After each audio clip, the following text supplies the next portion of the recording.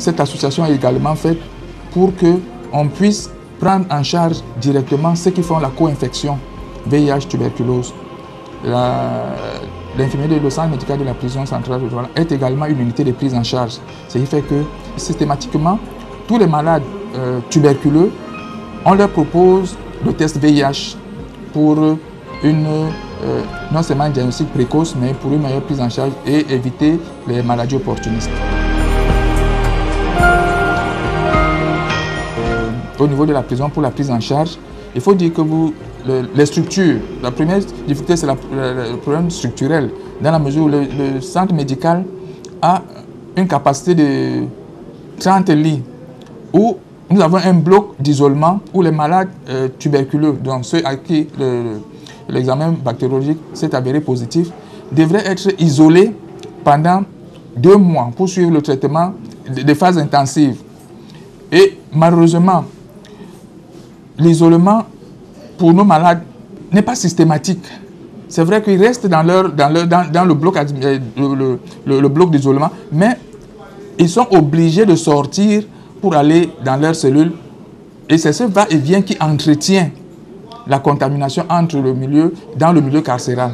Il arrive parfois que des malades, certains détenus qui ont commencé le traitement au niveau de la prison, sortent au cours du traitement.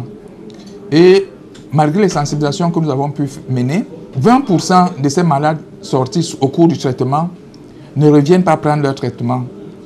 Et nous nous retrouvons en difficulté parce que c'est des perdus de vue et deviennent dangereux pour la société.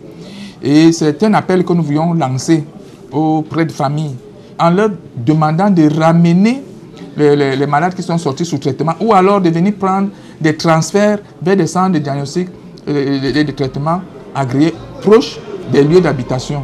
Ça, c'est une grosse difficulté que nous rencontrons et je crois que nous continuons à réfléchir pour pouvoir réduire le nombre de perdus de vue.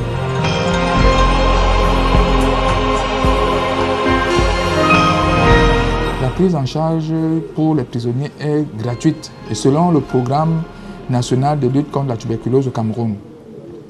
Et pour cette prise en charge, il faut dire que c'est le volet prévention qui est essentiellement mis en place parce que, vous savez, le milieu carcéral est un milieu où la promiscuité favorise la transmission de la tuberculose. Ce qui fait que dès l'entrée des détenus à la prison centrale, ils passent immédiatement à une consultation d'incarcération où il est fait un tri suivant les pathologies qu'ils présentent à leur entrée, notamment pour une meilleure prise en charge pendant leur séjour au niveau de la prison. Ainsi, les malades qui présentent des signes de tuberculose vont passer au laboratoire pour, après consultation, faire des examens qui sont effectivement gratuits